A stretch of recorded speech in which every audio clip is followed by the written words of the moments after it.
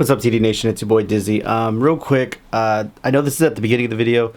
This one I'm filming right now, what you're watching through your screen. I filmed this after I'd already finished editing this video, talking about some of the recent events in regards to police brutality, more specifically the events pertaining to Jacob Blake. As I got done editing this, I was literally about to render this, and this is one of those things where, especially being Hispanic, I know I don't look it all that much. I am majority Mexican. I happened to come across the video of, and this was almost a week ago, of the gentleman in Port Arthur who was arrested, and just like George Floyd, had a knee to his head for an extended period of time. It was completely unnecessary. Then gets his head slammed into a curb. Real quick, because like I said, I made this video pertaining to recent events that were widespread, made national news. This not so much. And I just want to acknowledge, I know a lot of you guys, the subscriber base, are Hispanic like myself. And I know I don't want this to fall on deaf ears, like you guys don't think I care about those issues, and I'm trying to make a video just about recent events that are more popular. A lot of the things I'm going to mention in this video that you're about to watch pertain to Mexican, Hispanic people just the same. It's the same fight. And I know a lot of you guys out there had different upbringings, maybe not got along with other people of other races. So, I get that. Growing up, I was fortunate enough to have friends of all different ethnicities, got to learn about a lot of different, people's way of lives, families, and quite literally, my best friend is from a different country. So, I just want to throw this out there that it's just upsetting, and I can't believe it's going on, and I'm gonna go ahead and get into the rest of the video. So go ahead, and here you are. What's going on, TD Nation? It's your boy Dizzy. How we doing today? This is a video that I've been thinking about, kind of planning in my head over the past week or so. Has a lot to do with the events taking place, not just out there in the world, regards to police brutality, but also the sports world in their response, and some of the actions that some different professional athletes, different professional franchises across all different leagues have kind of done to stand in solidarity with each other. Unfortunately, we had another issue of police brutality, specifically against an African American. Jacob Blake was shot 7 times in the back by police. Video came out of it, I think over, not this past weekend, the weekend before. Basically, from what I gathered, is he was trying to defuse a fight or some sort of altercation in a particular neighborhood. Police were called to, defuse the situation, and basically did the exact opposite. Guns were drawn. He tried to walk away into his car because he knew he didn't do anything wrong. He was just trying to walk away from the situation. Obviously, he didn't comply with police. I'm going to get to that point in a second because I want to elaborate on that specifically. Walking into his car, the police officer was trying to stop him, grabbed him by the tank top, proceeded to shoot 7 bullets into his back. At what point it's not even like we all know, this isn't new. And I don't know what's worse is that we should, it's not surprising or not that it's still happening, or that we're like, oh, it happened again. It's still happening. Unarmed black man gets shot multiple times in the back. Usually shooting in the back is considered execution style. So just keep that in mind. Now, the one thing I did want to circle back to is the part of the whole not complying. Yeah, he didn't get down on the ground, put his hands on his head, get down, handcuff, the whole 9. That's usually the normal police procedure. Couple things I want to mention. One, there have been instances where there is complying and police officers still shoot. There's been instances where normal procedure, can I see your license, registration? Man goes to pull his driver's license out. Cop immediately assumes he's pulling a gun and shoots him. And then, of course, videos came out over the weekend of, the difference between a scenario with a black man and examples of a white man not complying with police and resisting arrest or detention or whatever, being detained, whatever you want to call it, and not catching bullets in the back. In fact, police being patient and doing what their job is, their role is as, you know, enforcing keepers of the peace, and protectors, and trying to diffuse the situation at all costs before getting into an altercation. You know, I almost forgot to mention this, and I don't know how. I think I just caught up in making a point. Let's not forget, after the events of Jacob Blake getting shot in the back, the protests that followed, and then the police that were there to control the protesters, and you have the 17-year-old kid coming with the AR just to blast people, like, and he gets handed water and thanked by police, like, thanks for helping out, like, you know, you're doing your civic duty. Like, how backwards is all of that? Anyways, back to the rest of the video. I think the thing we need to realize here, everyone watching this video, is that the police officers, it's not their job to determine the law. It is not their job to decide whether an individual is guilty or innocent, and therefore take their life in that instant. You know what I mean? Their job quite literally is to protect and serve. And how is it that in a profession where you deal with matters such as that, you don't have better trained individuals that are better equipped to diffuse and handle situations? And I don't want to generalize. There are plenty of great cops who are really, really good, great police officers who are really good at what they do. And I would love to applaud them for doing everything the right way. But how many, this is more than just a few bad apples. We're seeing it all the time. And, you know, to go back with a quote that happened around the time of the George Floyd incident, it's not that it's happening more frequently, it's that it's being caught on camera more often. People are pulling out their phones and recording these things as they're happening more often. So that way there's video proof. We can all see what's going down. You know what I mean? This type of occurrence happens more frequently than a lot of people would like to believe it happens, or even aware that it happens. You know what I mean? And that's kind of what I want to talk about. NBA players. Well, let me start from the beginning. Last week, after that happened, you had the Detroit Lions basically decide to not practice, and essentially stood outside the facility in protest, said, we're not practicing today. We're skipping this practice in order to, you know, recognize the events that took place and to take a stance against police brutality. And it was a good message, and it was good to get across, but not a whole lot of people noticed it until the Milwaukee Bucks playoff game last Wednesday didn't show up.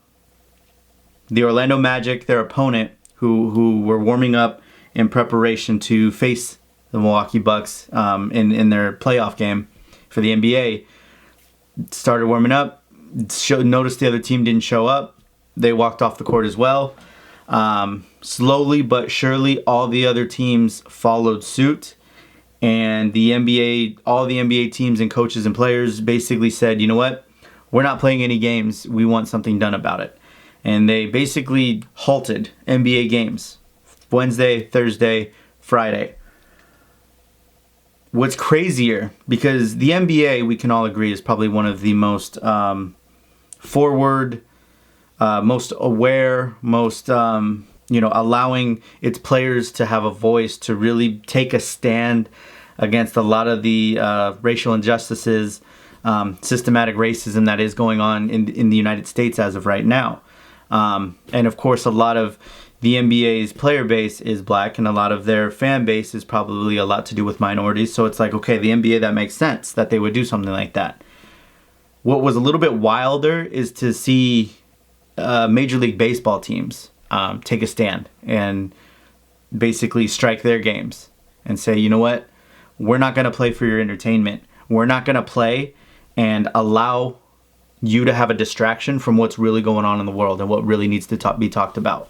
That was big, because the MLB and their fan base can be, somewhat of the of the individuals who I don't want to say are causing towards prejudices and stuff like that, but maybe tone deaf, maybe not as seeking out that information. And again, I don't mean to generalize. I'm just saying you probably have more of a fan base in the NBA who's up to date with racial injustices that are happening than you would the average MLB fan.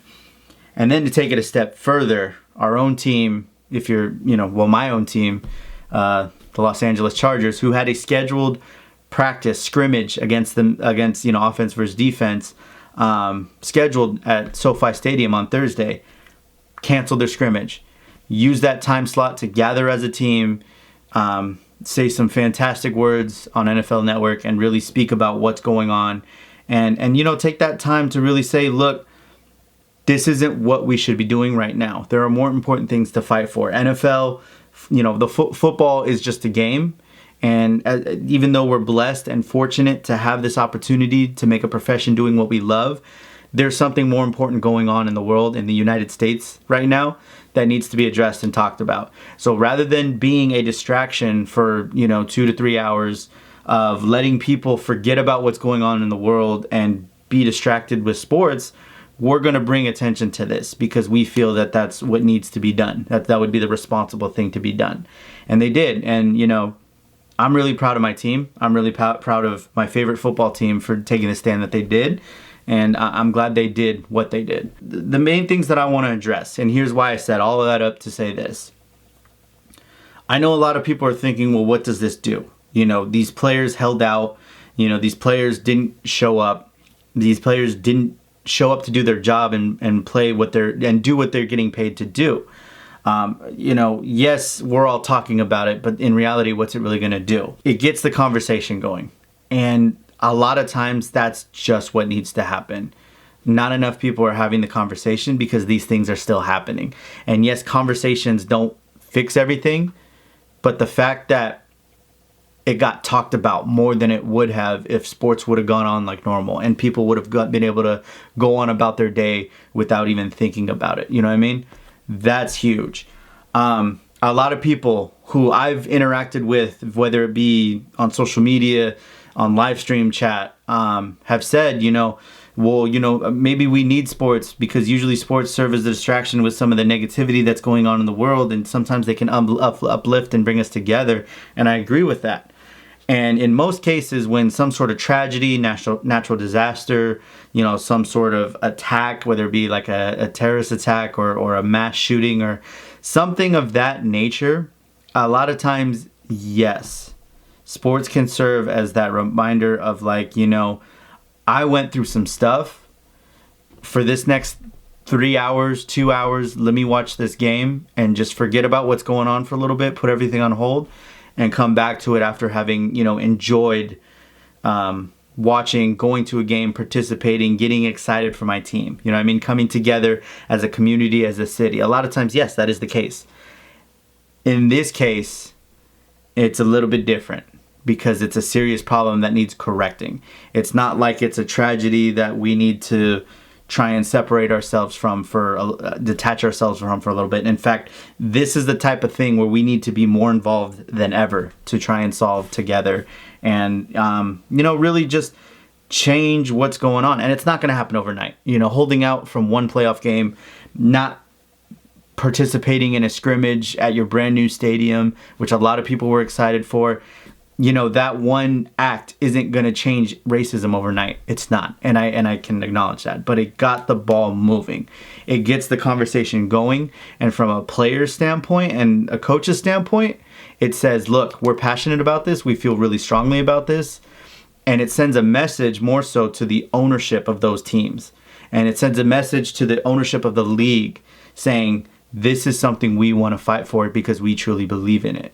And a lot of people think athletes are just a bunch of millionaires. They could just donate a bunch of money. Throwing money at problems doesn't fix them. Not all the time. If it's like disaster relief, like a hurricane wiped out a freaking state, yes, raising money helps, So does donating your time and manpower to help fix that stuff. But yes, money definitely helps. This type of thing, it needs to become a movement on a number of different levels. And you look at players and say, oh, you're a bunch of millionaires. Sports team owners are billionaires with a B. And a lot of times they have access to many, many, many more resources than a lot of players do. For example, the NBA players held out. They had serious negotiations, talks with the leagues, with all of that. The Bucks actually used their time that they weren't playing their game to contact political leaders, especially in their own area, because literally stuff went down in their own backyard. They went to go ahead and contact their political leaders and really, make a stance. You have professional teams. What was it? The Baltimore Ravens, I think, collectively wrote a letter, to, I think it was Mitch McConnell, and they had this video that I saw on social media that was pretty powerful. Stuff like that. They're trying to incite that change, not just by not showing up and just having talks and conversations, but really saying we're going to take action and do things about it. And the NBA, for example, a lot of NBA owners who own the rights and have access to the arena, where it's not like, partially owned by XYZ company, or, where they could really, where I forget what the exact is, something to do with like city ownership and stuff like that. But using Staples Center as an example, Staples Center is going to be a polling station come this November when it's time to vote. People are going to be able to go to LA residents are going to be able to go to Staples Center as a voting station, and that's a massive voting station. One of the ways, again, to incite change is to really vote, because that's very important, especially this year. Giving people, residents of Los Angeles, a place to vote that's that massive is a huge deal, and that's something the NBA players were able to get done. That's just one of the many examples of things to come that I believe are going to come from action. Conversation's great to get started. I think that's what's the next step. And as long as you take those next steps, then it's not all for nothing. You know what I mean? Kind of want to leave off on this. I don't know if you guys, Charger fans especially, you guys should know by now, who are into podcasts. There is a Mike and Ike podcast, or it's called The Mike and Ike Show. And it's literally Michael Badgley and Isaac Rochelle. And it's basically the two of them interviewing their teammates and talking about these guys' stories and how they came to become a professional athlete and how they landed with the Chargers. It's a great podcast. I definitely go give it a listen. They just dropped a new episode recently, and it was on that Thursday where they basically held out of the scrimmage collectively as a team. And they interviewed a couple different guys on the team. Justin Jackson, who, if you follow him on social media, is very outspoken with a lot of these issues. They had a conversation with Jerry Tillery, who's very, very outspoken and well-versed. They had a conversation with Drew Tranquil, again, another guy who's very well-spoken. And then Trent Scott as well, who's very involved with a lot of things that are going on. So they're not paying me or anything. Trust me, if I was collaborating with Isaac Rochelle and Michael Badgley, y'all would know. But no, it's a fantastic podcast already, and I think that particular episode is having that conversation is definitely worth a very valuable listen. So I recommend that. But one of the things that stuck out to me, and that's why I want to leave on this, is just a lot of the issues going on are just straight up ignorance to what's going on. You don't know what you don't know. There are people out there who are hardcore, wear it on their sleeve racist, straight up, in this country. There are plenty of people who are just straight up, I don't like minorities, white is the way to go. And then there's the people who are fighting for equality. Like, there are the minorities who just want to be equal. They want to be able to live their life and prosper without having the fear of looking over their shoulder to whether it be other people of non-color or law enforcement, and not be treated a different way. And one thing I must acknowledge is I know on this channel a lot of you guys are Hispanic, and for us it's the same thing. The recent events pertain to black people. For the raza, it's the same thing, where we gotta look over our shoulder and watch out, and a lot of times can't speak out because whether it be us or family members, run the risk of either being deported or being sent off somewhere, or who knows what. So without getting too distracted, we got our own fight, but it's the same fight. You know what I mean? It's the same at work forces who are the cause of a lot of this prejudice. My point being is, there's a group of people who are just tone deaf to the situation, and it's not that they look the other way or want to pretend it doesn't happen. They're just unaware of the situation. There are people who are not racist, do not have bad intentions, do not judge people by the color of their skin, but they also can't fathom or acknowledge the fact that this exists in this country. You know, in their minds, it's because they've never encountered it. They don't know about it. And if you've heard the term thrown out, you know, this year, it's not good enough to be not racist. You have to be anti-racist. You have to speak up when you see something that's not okay. You need to be having those conversations with your friends and family that say, hey, some of that stuff you've been saying, or some of your mindsets and some of your thought process and way of thinking is not okay. Like, you can't be saying or doing that stuff. That's not, you know, that's not harmless. That's harmful for sure. And I think that's part of the problem, is that you have a group of people, because it's never happened to them, don't acknowledge that it exists. And it's not that they have bad intentions. It's not that they're bad people or ill-willed. It's just it just never happened to them. They've never experienced it. So I'm going to leave it at that. I recommend listening to that podcast. Matter of fact, I'll link the YouTube version down in the description below, but it is everywhere, like on Spotify and Apple Podcasts, or wherever you get your podcasts. I've never gotten to say that phrase, so that was kind of nice. But anyways, that's going to do it for this episode. I don't know why I called it an episode, but y'all know the drill. Social media is linked in the description below. I'd love to hear your thoughts in the comments, as always.